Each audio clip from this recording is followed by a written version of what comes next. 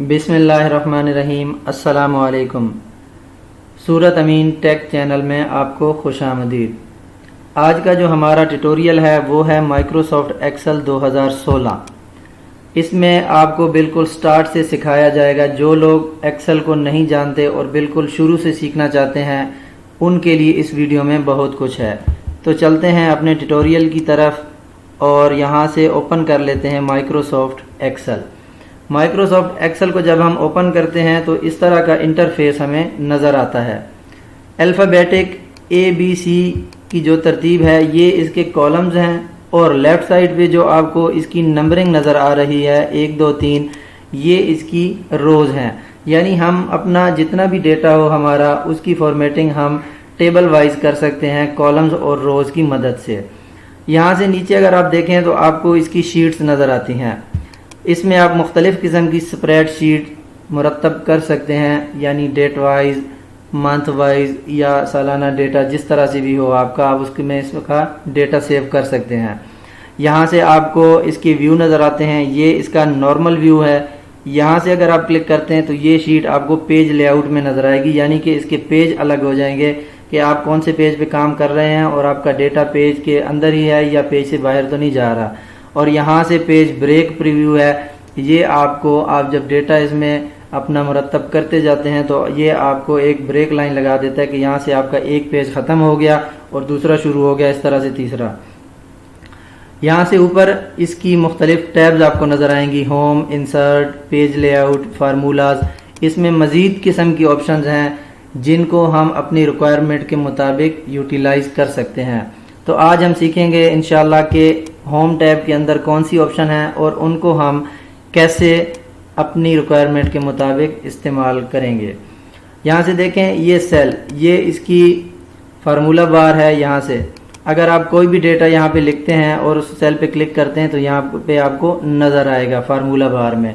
अब यहाँ पे हमारा सेल बिल्कुल खाली है तो इसलिए आपको यहाँ पे कुछ भी नज़र नहीं आएगा। ये इसकी सेल लोकेशन है, ये आपको सेल लोकेशन बताएगा। जहाँ पे भी आप क्लिक करेंगे ये आपको बताएगा कि आप कौन से सेल में खड़े हैं। ये C इसका कॉलम है और 11 जो है वो इसकी रो है, तो इसलिए ये आपको C11 बताएगा। यहाँ पे आप क्लिक करेंगे तो A4 बता रहा है, यानी कि A कॉलम है आपका और जो रो है वो चौथी है, तो यहाँ से ये आपको A4 यानी कि आपको सेल लोकेशन बताएगा।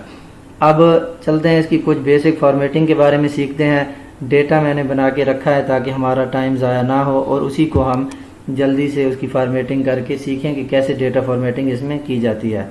अब देखें ये कुछ स्टूडेंट्स का डेटा बनाया हुआ है। यहाँ पे अगर हम देखें तो सीरियल नंबर, अब सीरियल नंबर हम कैसे लगाते हैं। अब एक एक सेल के अंदर तो हम सीरियल नहीं लगा सकते। पहले सेल के अंदर हम अगर 1 लिख के एंटर करें, दूसरे सेल में आए और वहाँ पे हम 2 लिखते हैं। अब देखें अगर इन 2 को हम सेलेक्ट करते हैं और ये जो ऑप्शन है ये इसकी ड्रॉप डाउन लिस्ट बनाने के लिए है। यहाँ से हम इसको क्लिक प्रेस करके नीचे अगर ले आएँ तो जितने अफराद पे हमारा डेटा मुश्तमिल है उनको ये एक नंबरिंग कर देगा, उनको एक सीरियल लगा देगा कि हमारे पास टोटल 10 लोगों का ये डेटा है। इसके अलावा अगर आप यहाँ पे ड्रॉप डाउन के ऑप्शन पे डबल क्लिक करते हैं तो तब भी जितना भी आपका डेटा है उसको ये ऑटोमेटिक सीरियल लगा देगा। उसके बाद ये रोल नंबर भी सीरियल वाइज ही होता है। यहाँ पे हम कोई फर्जिया एक रोल नंबर लगा लेते हैं, 10 101, एंटर करते हैं 10 102 कर लेते हैं। इसी तरह से इन 2 सेल्स को सेलेक्ट किया हमने और यहाँ से डबल क्लिक किया तो जितने भी स्टूडेंट्स हैं उनके रोल नंबर ऑटोमेटिक हमारे पास आ गए। अब देखें ऑब्टेन्ड मार्क्स में हमने नंबर लिखे हुए हैं कि स्टूडेंट्स ने कितने नंबर हासिल किए, लेकिन हमें ऑब्टेन्ड मार्क्स का जो टेक्स्ट है वो पूरा का पूरा नज़र नहीं आ रहा। तो हम क्या करेंगे कि यहाँ पे कॉलम सेलेक्ट करेंगे और ये जो स्ट्रेच की ऑप्शन है, या तो हम इसको माउस का बटन क्लिक करके रखेंगे और इसको स्ट्रेच कर लेंगे तो ये इसका साइज हम कॉलम का बड़ा या छोटा कर सकते हैं, या अगर आप इसी स्ट्रेच की ऑप्शन पे डबल क्लिक करते हैं तो ये इसको ऑटोमेटिक अपनी जितनी इसकी रिक्वायरमेंट साइज है उसके मुताबिक कॉलम को सेट कर देगा। ऐसे ही अब देखें हमारे पास टोटल मार्क्स का जो टेक्स्ट है वो भी हमें पूरा का पूरा नज़र नहीं आ रहा, तो यहाँ से भी हम इसको डबल क्लिक करेंगे तो ये हमारे पास पूरा का पूरा नज़र आ जाएगा।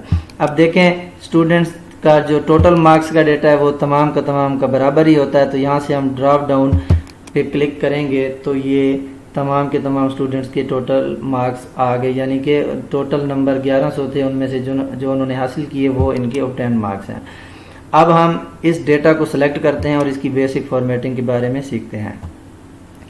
टेक्स्ट को सिलेक्ट करने के बाद अब देखें ये जो इसका ऑप्शन है टेक्स्ट इंक्रीज यहाँ से होगा, आप क्लिक करेंगे तो टेक्स्ट का साइज़ बड़ा होता जाएगा। यहाँ से हम इसको क्लिक करेंगे तो डिक्रीज होगा, टेक्स्ट का साइज़ जो है वो कम होगा।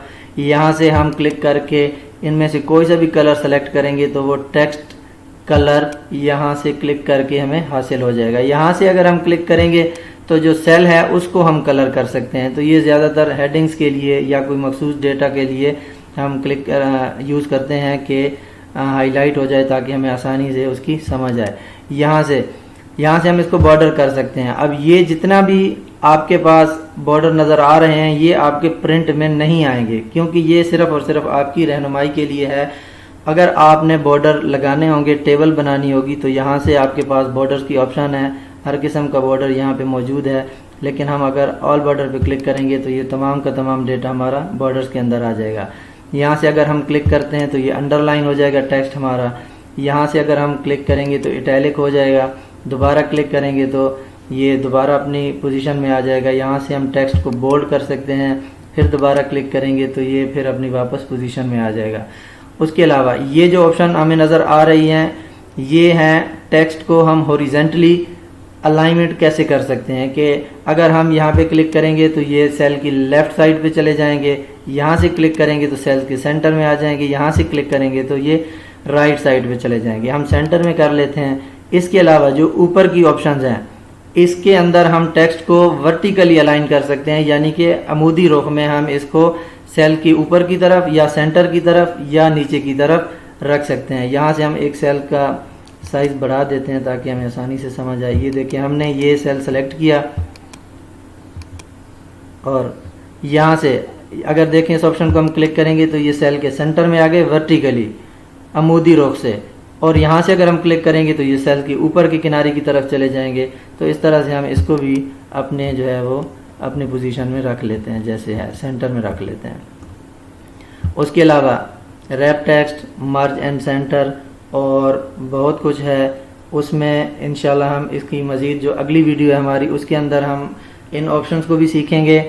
और जो बेसिक फार्मूलाज हैं एक्सेल में, जो एक्सेल का सबसे मेन काम है कि फार्मूलाज की मदद से हम कैसे अपना डेटा जो है वो अपनी रिक्वायरमेंट के मुताबिक निकाल सकते हैं।